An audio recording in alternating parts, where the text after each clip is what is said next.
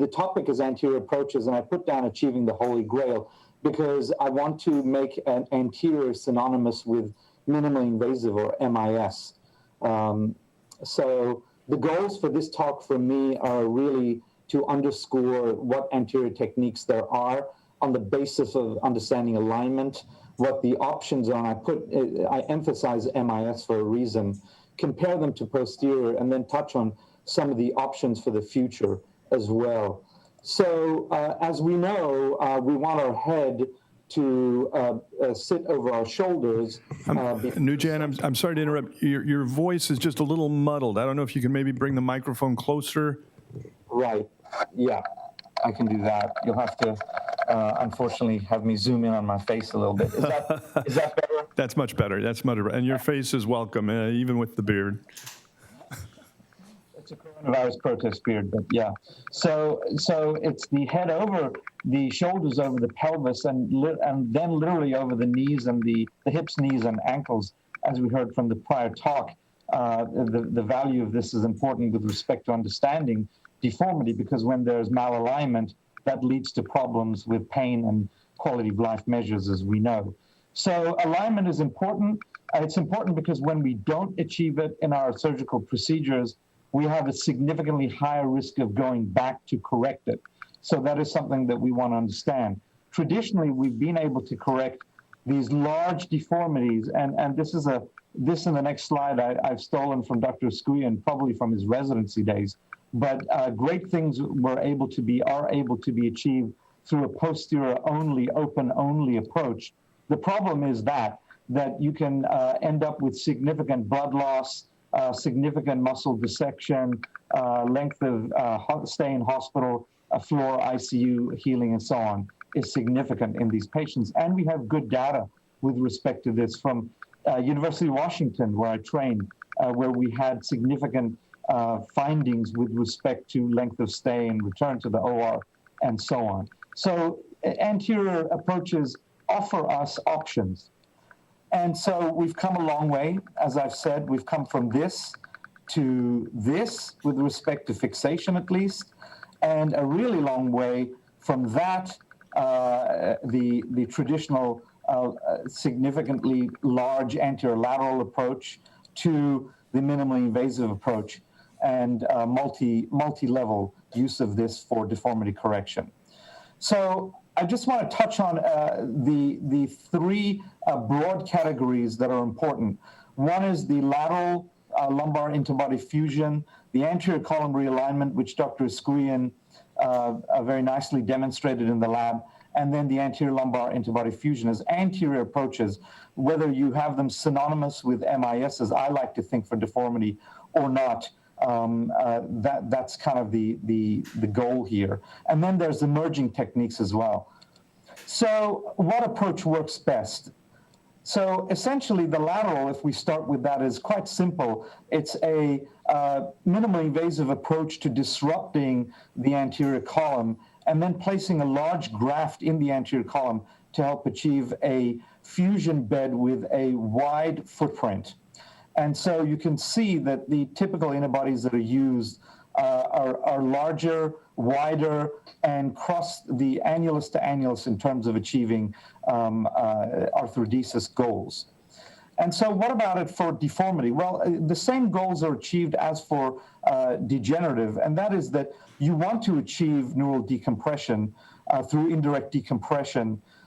You want to correct listhesis where possible, and most importantly, you want to achieve segmental lordosis and have segmental lordosis contribute to a significant component of deformity correction. So there are the usual advantages, and I won't go through them, but in particular, blood loss and less muscle dissection, at least from the interbody approach, is now firmly established. So then we can see, for example, in these examples, these are my examples, that not only is there sagittal correction that's achieved through combination of segmental lordosis, but coronally there can be disruption, to some extent improvement, particularly when there's tilt. And of course, it's really in combination with a posterior open approach as well. And now we learn more techniques, and we improve not only our anterior approaches, but we improve our posterior understanding of rod breakage, for example, fracture and management of PJK.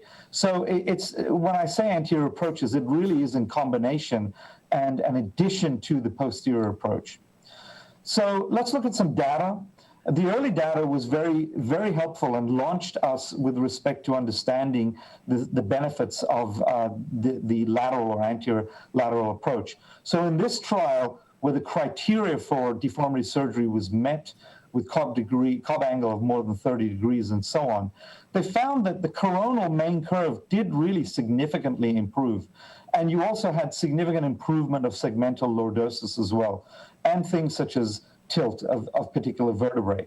So if you look segmentally, you can see that there's correction really on an individual disc level, and whether it be both coronal and sagittal, the correction can be achieved. And again, a combination of these can lead to global alignment correction. So what's the evidence for it? Well, for indirect decompression, there's significant amount of evidence, particularly for disability, foraminal height, and so on. There's data on improvement of listhesis, of arthrodesis, and lordosis as well, I must say. So in this example here, for example, the patient previously had a fixed deformity correction from a hook and screw construct. And when she came to me, we were able to achieve this degree of segmental focal correction with a gentle PSO, as you can see, but in particular, a disruption laterally and placement of multi-level lateral implants, and improvement of her lordosis back to her spinal pelvic alignment parameters. What about ACR? Well, Dr. Skuyan nicely went through it. It's division of the ALL. Essentially, it's indicated where there isn't fusion across the disc space or fusion above a pedicle subtraction osteotomy. Now, we said no stenosis, but that's a relative indication, as I'll say. There are anatomic considerations for it as well, with respect to the approach, which, as you saw, is through that lateral docking retractor. And there's vessels. There's consideration of the neural structures, and particularly with deformity, where they would be located in the convexity and concavity, veins, sympathetic plexus, and there's, as you heard from Dr. Skuyan, there are nuances to the approach of how you do them. So there's exposure, there's discectomy in our hands, there's division of the anterior longitudinal ligament, placement of the trial, and then expansion. And you can see from that the degree of segmental lordosis that's really achieved from one implant at this level. And so these are the outcomes that we can achieve. And in particular, this is an illustrative case where this patient presented with prior fixation and subsequent loss of lumbar lordosis, really significant loss. And a very significant positive sagittal balance. And through the anterior column realignment alone, we're able to achieve this degree of deformity correction. And when coupled with posterior extension of fixation, so that degree of correction is from the anterior column realignment across 2 levels alone, with minimal, very minimal osteotomy work at the back. In fact, I think there was next to no osteotomy work at the back in this case. So we're able to achieve significant correction in association with our posterior work as well. So what about the data behind it? Well, we are modest with our understanding. So it really is a range of 5 degrees per level. When we couple that with posterior osteotomies, that's dramatically improved. And when it's coupled again with an anterior column realignment, as you saw, there is really significant improvement in lumbar lordosis. With respect to the ALIF, this is a well-established procedure that's been around for a long time. And essentially, with respect to deformity, the things to point out here are that its value is really where there is the ability of the patient to undergo a staged procedure and have a very, very large division of the anterior longitudinal ligament to open up the anterior column. It's an anterior lengthening procedure. With respect to the PSO, where that fits, the disadvantage is that it's a staged procedure, and if a patient cannot tolerate extensive surgery, then it is a consideration. With respect to outcome for deformity, we're finding obviously that there is significant improvement in segmental lordosis when hypolordotic grafts can be placed. And when it comes down to it, there really is no doubt that a well-placed hypolordotic graft from the front typically usually achieves better segmental lordosis than that from behind. And you can see there the focal segmental differences. So where does this lead us with ALIFs? It's a useful procedure. It's particularly effective with deformity when you can get there and when your access surgeon can get there and avoid these complications, as you can see. There are other issues to it. What you do with locked facets, severe canal stenosis. Do you go front, back, back, front, lateral, back? You don't want to turn up in this situation, in the situation where there's multi-stage procedures and significant potential morbidity to the patient through many stages, then that's a consideration.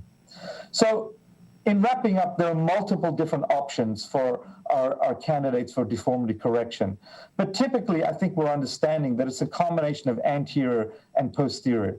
And just when you think that MIS or anterior is enough, you meet the patient that develops the PJK, has a very significant neurological compromise, and there can really only be an extension of a posterior open approach for that situation. Or in this case, with the deformity, is very significant. And in our case, we could really only do this posteriorly. So the future is that we'll develop more disruptive methods. There'll be a hybrid of anterior and posterior. Robotics and navigation will feed into this. And the final goals are to really achieve the same deformity correction as posteriorly, but the addition of anterior to give us less morbidity. And we do need the long-term follow-up to understand where we go with this. Thank you very much.